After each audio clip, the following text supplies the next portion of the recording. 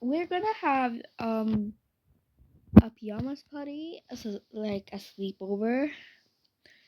Um, and but we changed avatars just here. I still have my normal outfit here, but I want to have another one, but this isn't the one I have.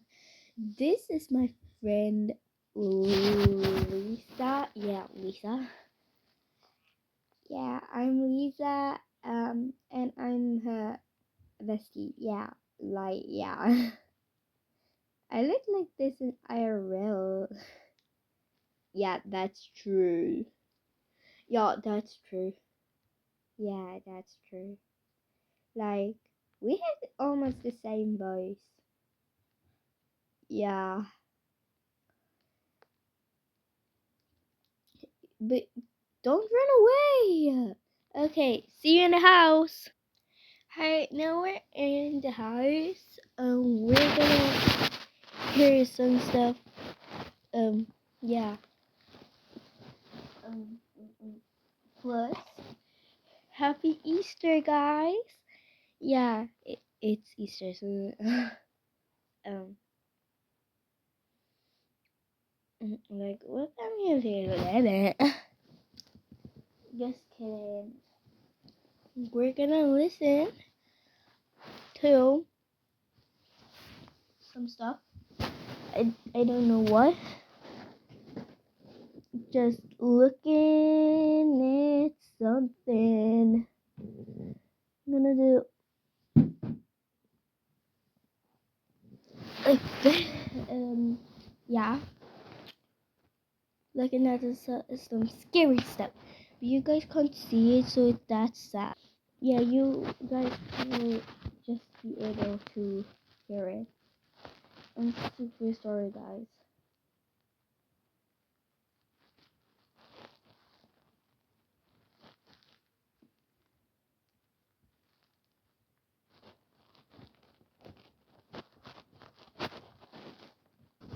Even if it's morning right now, we're gonna like listen. Even if it's not night, like here. Are you guys ready for the scary true stories? Okay, let's go. 3. What do you can hear, guys? Some highest volume. Been many years ago. I've never liked camping. I'm just not built for it. The dirt, the bugs, the uncomfortable nights in a sleeping bag that somehow always end up feeling like a rock by morning. Unfortunately, I've been camping more times than I can count, though never by choice. My dad is one of those rugged, wilderness-loving types, and every summer when I was a kid, he dragged me out into the woods with his equally rugged friends to disconnect from technology. I'm gonna get scared. By the time I hit sophomore year of high school, I'd had enough of suffering in silence. It's okay, I finally convinced him to let me bring a friend along to But make then the we whole got thing to a little be more bearable. quiet. To my surprise, he agreed without much fuss. So I brought my friend Charles from school. Now, you'd think bringing Charles would have made it worse, considering he was a hardcore Boy Scout back in the day and actually loves camping. But Charles was cool about it. Oh my god, you ate popcorn? He teased me for hating it, but he wasn't one of those "you're not a real man if you don't love the outdoors" types. Plus, I figured if I had to suffer, at least I'd be suffering with someone who knew how to make a fire and pitch a tent without turning it into a full-blown disaster. He was stoked to come, partly because he loves camping, but also because, back then, he looked for any excuse to get away from his parents. Unfortunately, the trip didn't go as planned from the start. It turned out that one of my dad's friends had messed up the campsite booking. Instead of some remote, peaceful spot deep in the woods, deep in the woods? This crappy, oh my god! Campsite. I'm talking indoor bathrooms, paved walkways, and even a playground for little kids. It wasn't camping. It was basically glorified backyard living, or glamping, I guess. To say my dad was upset would be an understatement. I'm gonna be so scared. We didn't even discover the worst part until a few hours later. I know. Right next to the campsite was a mini amusement park. I'm not joking. actual amusement park with carnival games, a Ferris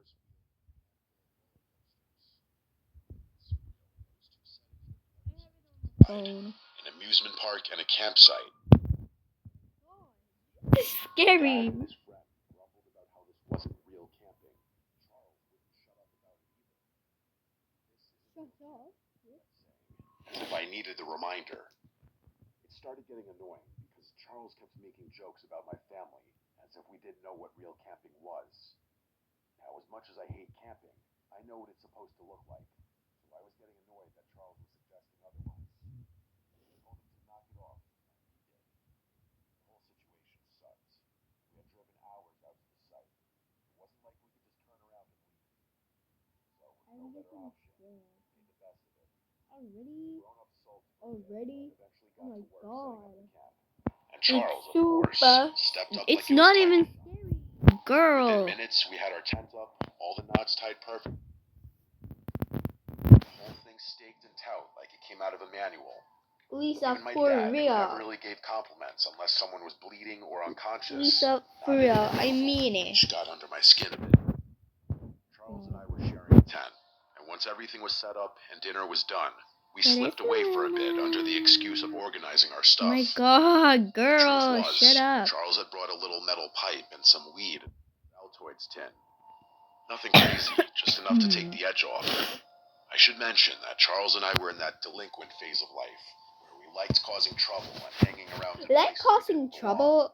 That's I don't smoke pretty. weed anymore. Part of me will always wonder. The only Shut reason up, I ever did was because I was trying to shut sneak up, out Luna. and defy Shut the up, norm. Luna. Shut up, Anyway, Luna. the two of us snuck into the woods and smoked, chuckling to ourselves the entire time. I don't think either of us were worried about smelling, since we'd probably be avoiding the adults for the rest of the night. We finished our session and made our way back to the This tent. wasn't that scary. After a few hours of Oh just yes, chilling school and talking lockdown about some of horror our other friends from stories. school. Oh, this seems very. Lockdown, lockdown. This is an emergency alert. Please follow lockdown procedures. Go into the nearest room or building, lock the door, and turn off all lights. Wait for the all clear. My god, this is a bit scary, like for real.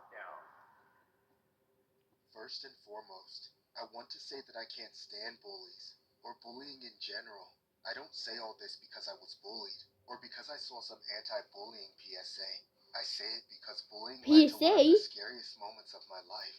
When I was in high school, I was just an average dude, so I just kind of blended in with the rest of the kids. However, that wasn't the case for this guy named Larry. Larry got picked on all the time by everyone, from the mean girls to the jocks. Basically everyone at the school. Larry was known as the quiet loner with no friends. He had the look of a typical nerdy shut-in. Thick framed glasses, the braces, the hairstyle. Just about everything about him made him an easy target for the bullies. All in all, the guy was harmless, which is why he was easily the most bullied kid in school.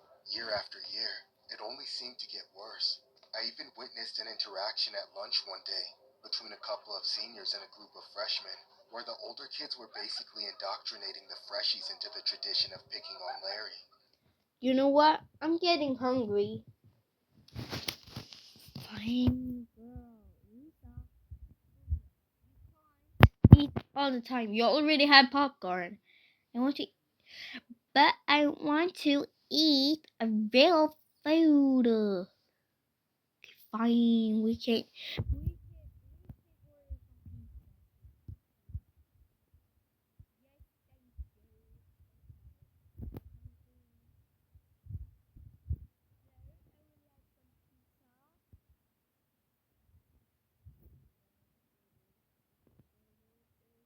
With people ordering pizza, so yeah. We're coming in 1 minute. 1 minute? Okay, that's good. Bye. Thank you. Oh, no, the pepperoni pizza. Yeah. Thank you. Bye.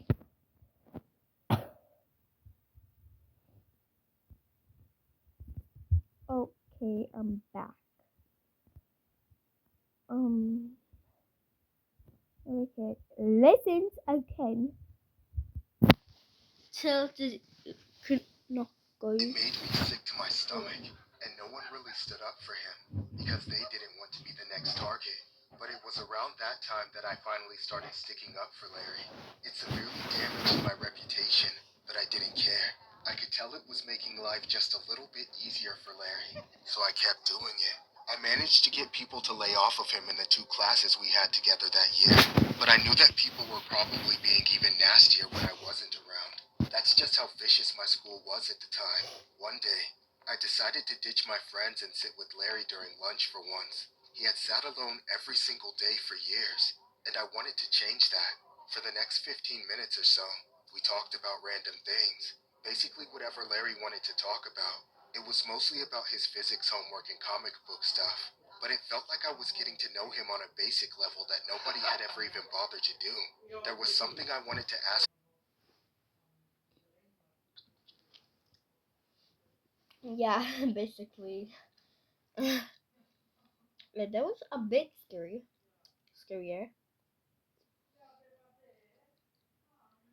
I don't like bullies.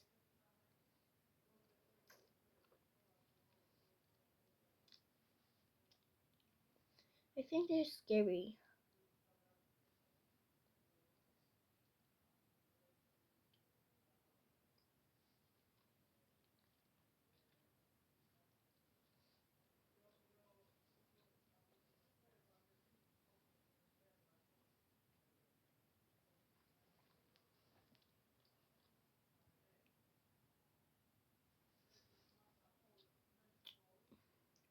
Um,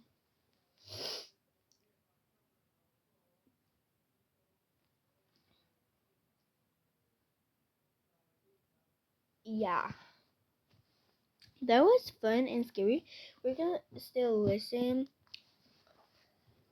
but we're gonna talk a little bit first.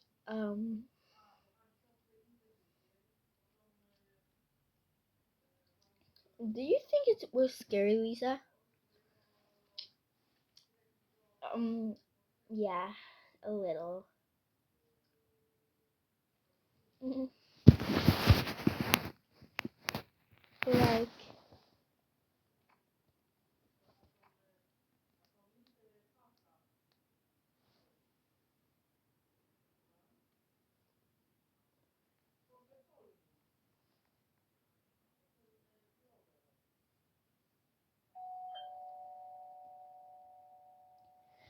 I can go take it.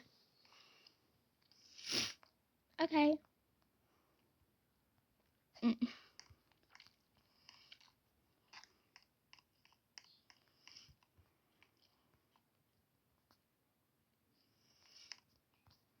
Hey. Hey, did you order this pizza, pepperoni? Yeah, I did. Thank you.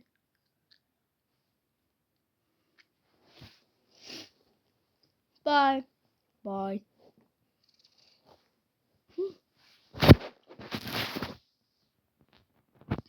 Strange.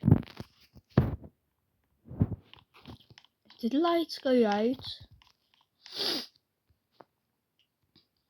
I think it did. Oh my god, this is so scary. I don't want to do this. Sit here. Yeah.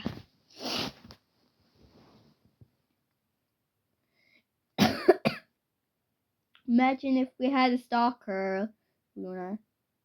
Yeah, that's true. That would have been so scary. Okay, let's listen to it. Let's start listening then. There was something I wanted to ask him about from the very beginning, though. I waited for what seemed like the right moment, but when I mentioned it, he started talking and acting strange as hell. So, Larry, how's everyone been treating you lately? I'm sick of them. Every last one of them. I see. Well, what if some of them became your friends? Are you my friend? Yeah, of course I am. Friends are supposed to share their secrets with each other, right? Yeah, sure. You promise you won't tell anyone, right? Yeah, I won't tell anyone. All right. Here, look in my bag. I only saw it for a second before Larry zipped his bag back up, but it was unmistakable. Larry had possession of a firearm. I couldn't believe what I was seeing. My blood ran cold, but I tried to act like it wasn't a huge deal, just so I could ask him the questions I needed to. With every answer, I became more terrified of Larry. He said he was planning to use it soon, not at a range against targets, but at school, on the students, and anyone who tried to get in his way. He said all this while remaining perfectly calm, like he'd been considering it for a long time. I knew this was likely not the first day he had brought it to school either. When the bell finally rang, ending the lunch break, I told Larry I'd see him later. That's when I got up and walked away, trying to keep my composure. Our next classes were in opposite directions, so I thankfully didn't have to walk with him. I kept my cool and walked normally until I was around the corner and out of his line of sight. Then I ran like hell to the office. Part of me still felt bad about doing it, but I immediately snitched on Larry, knowing I realistically had no other choice. Not even a minute later, the lockdown alarm was activated. Everybody was still getting out of lunch when the lockdown was called, so I watched it from the office as everyone started screaming and running, trying to find the nearest room to hide in. The cops that arrived shortly after searched the school for Larry, but he was nowhere to be found. It turns out that he ran home as soon as the lockdown started, so there's no doubt in my mind that he already knew I ratted on him. He was later arrested in his house, and since then, I haven't heard or seen Larry since. I don't know how long he spent in juvie or jail, but the district made sure he never came back to the same school he was planning to attack. Seeing the stories on the news about how many students have snapped from all the bullying and done the unthinkable, I believe a lot of people could have gotten hurt if I had not acted. Years have passed since this happened. Everyone graduated and moved on to adulthood, but nobody knows what happened to Larry. To this day, I live with the lingering fear that he will someday come after me to take his revenge. This story was inspired by a horrific incident regarding an 18-year-old man who was arrested and charged after 2 school lockdowns in Regina, where the accused allegedly revealed a firearm to a student. A Regina Police Service school resource officer was notified about the ordeal on Thursday. Police say the male named Chance Larry Constable revealed a firearm to a student, then left. The school was placed into a secure the building lockdown protocol. A police investigation led to a residence on the 1500 block of Bond Street. Police members, including the Special Weapons and Tactics team, surrounded the residence. Because the residence was near an elementary school, it too was also placed on lockdown. At about 3:30 p.m., Constable was arrested by police. The secure building lockdown was lifted at both schools. Police have confirmed that a firearm has not been recovered. Constable has since faced charges. Oh my god, that sound is so creepy. No. Lockdown. This is an emergency alert. Please follow lockdown procedures. Go into the nearest room or building. What I'm about to recall happened years ago. I was in high school, though I won't say where I went for my own safety. At the time, I played for the boys' volleyball team. Since practice was after school, it would last until the early evening. By the time we were done, there'd be very few people still in the school aside from the janitors. One day, after we'd finished an intense practice game, we all went into the locker room. Everyone showered, changed, and got ready to go home. Most of the students either walked, drove, or got rides home from other teammates, but I was one of the few people who still had to wait for their mom to pick them up. It always took her forever to get me, so I would usually hang out in the locker room until she texted that she arrived. That day, the locker room was completely empty, except for me. However, at some point, I heard a loud metallic bang coming from somewhere else. It sounded like the exterior door that led out to the track and football field. At first, I hoped it would stop, but when they wouldn't go away, I finally got up and went to check on it. I looked through the glass part, too old to be a student. I knew he could see me, and that's when I heard him shout saying, Hey, can you let me in? I'm here to pick up my son. Unsure of what to say, I replied, I don't know. Maybe you should enter through the front. That's far away. Can you please just open the door? I hesitated, but the guy sounded genuinely distressed, so I didn't want to make his day any worse. I then walked over to the door and pushed it open. The man thanked me and rushed out of the locker room and into the school, apparently looking for his son. That's when I sat back down on the bench and proceeded to wait for my mom.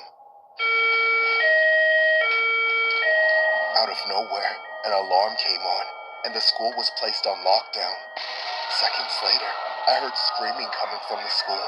Panicking, I rushed to turn off the lights, but since there was no door to lock to secure the room, I found and hid inside a random locker. All I could hear for a while was the screaming, but then I heard the footsteps as someone rushed into the locker room. I peered through the slits in the metal, trying to see who it was. I couldn't see them, but figured it had to be another student hiding in one of the lockers as well, from the sounds of it. Moments later, someone else ran into the room. However, this time, I knew exactly who it was. It was the man I had let through the door. He still had his hood up, but now he was wearing a mask, and he had a giant machete in his hand that was dripping with blood. That's when I knew I had screwed up.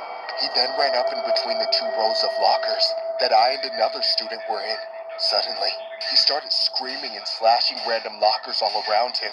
I must have flinched, rattling my locker door the slightest bit, because he turned his head and locked onto me. I held my breath as he walked up to my locker and stared through the same slits I was looking through. I tried as hard as I could not to move while holding the door closed for dear life. Then he screamed and slashed the locker. I know you're in there. Come out so I can cut your head off. Stop, you got the wrong guy. Bullshit, you're dead.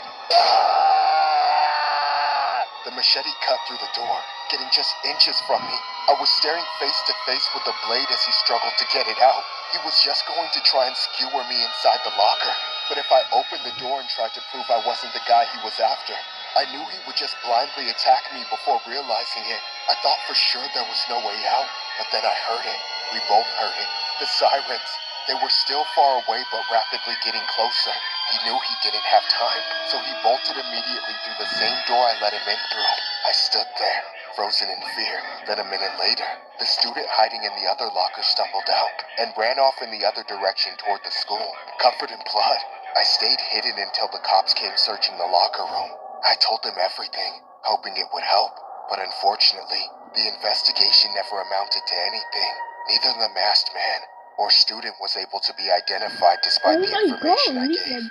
Years have passed, and I still remember this traumatic day like it was yesterday. I don't know if that guy was trying to kill the other one because they were in rival gangs or something, or if he was just some bloodthirsty psycho. Either way, knowing he's still out there makes me sick.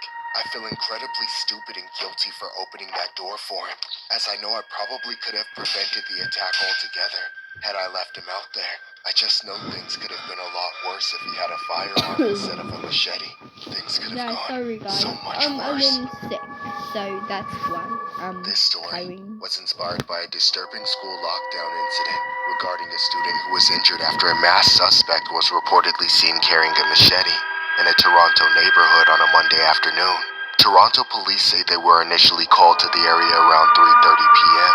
Paramedics say that one victim was taken to the hospital with serious, but not life-threatening injuries. It is not immediately clear how those injuries were sustained. Officer... I want to go play outside. Yeah, see, I like how that's when it's a rotten egg. No, girl, I got girl, can't even get up. Oh, there.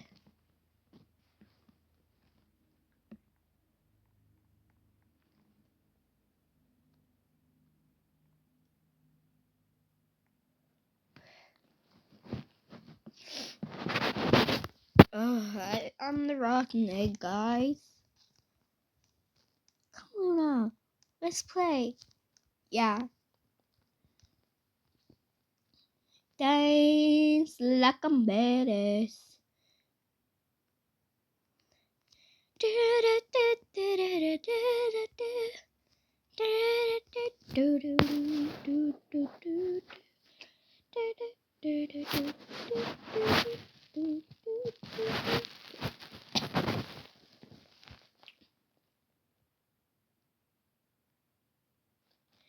Like badass. Freaking badass. Oh my god. This guy is...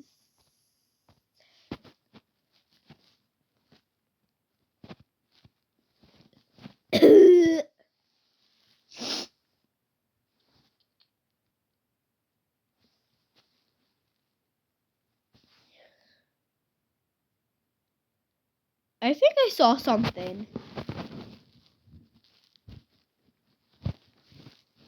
Look. I don't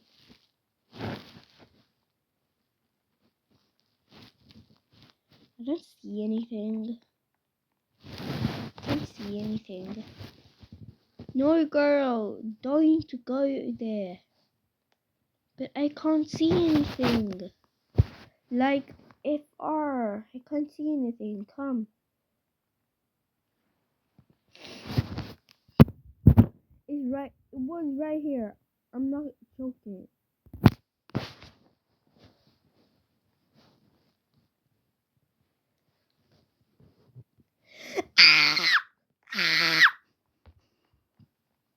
Lisa! They won't let me go. It won't let me. He attacked me.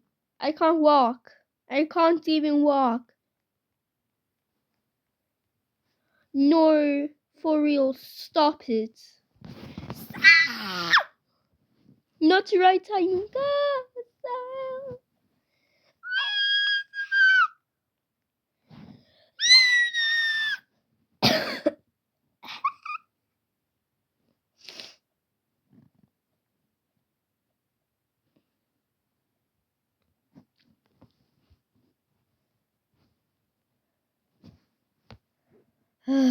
No.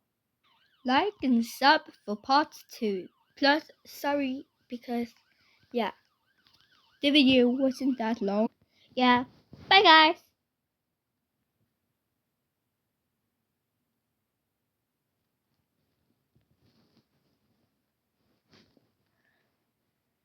What is it? Where? What? Turn around.